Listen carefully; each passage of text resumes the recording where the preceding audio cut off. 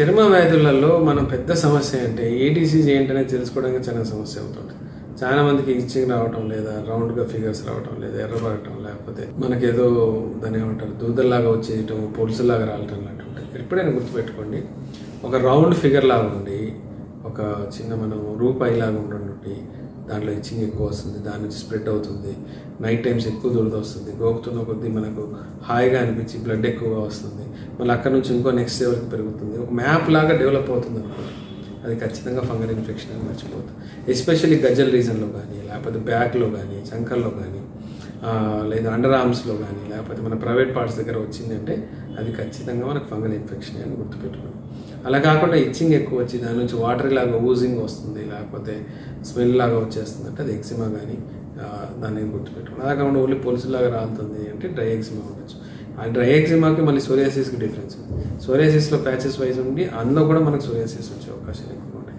ఇది ఏదేమైనా సరే మనం ఒకసారి చూసుకున్నట్లయితే పేషెంట్కి క్లియర్గా చెప్పుకునే అవకాశం ఉంది. దీనికి పరిష్కారం ఏంటి? చాలా మంది ఫంగల్ ఇన్ఫెక్షన్తో బాధపడుతున్న వాళ్ళు మా దగ్గరికి వచ్చినప్పుడు ఏంటంటే ఆయింట్మెంట్స్ వాడి ట్యూబ్లు అయిపోతున్నాయి తప్ప ప్రాబ్లం తగ్గట్లేదండి. వాడినంతసేపు తగ్గుతుంది, మళ్ళీ వచ్చేస్తుంది, చెమట పట్టిన వస్తుంది, కొంచెం తెల్లదనం తగిన వస్తుంది, వాటర్ తగిలిన వస్తుంది అంటుంటారు. దానికి హోమియోపతి చక్కని పరిష్కారం ఉంది.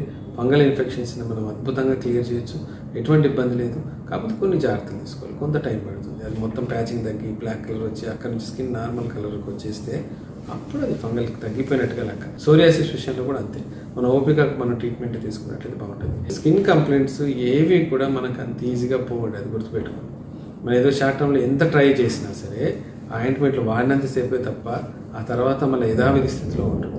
సో అలాంటి కేసెస్లో మీరు తీసుకోవాల్సిన జాగ్రత్తలు ఏంటంటే హోమియోపతి ట్రీట్మెంట్ తీసుకొని దాన్ని సమూలంగా బయటకు తీసుకొని క్లియర్ చేసే విషయం గుర్తుపెట్టుకోండి. దీంట్లో గుర్తుపెట్టుకోవాల్సిన విషయం ఏంటంటే ఫంగల్ ఇన్ఫెక్షన్ ఉన్నప్పుడు ఎట్టి పరిస్థితిలో మీ బట్టలు, మీ సోపు, మీ పర్సనల్ గార్మెంట్స్ అన్నీ సపరేట్ పెట్టుకోవడం చాలా అవసరం.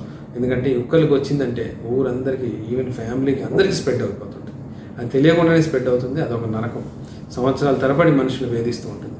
సో వీటన్నిటికీ పరిష్కారంగా హోమియోపతిలో మెడిసిన్స్ ఉన్నాయండి, వరి అవ్వాల్సిన పని లేదు. జాగ్రత్తగా ట్రీట్మెంట్ తీసుకుంటే అద్భుతంగా దీన్ని క్లియర్ చేయాలి.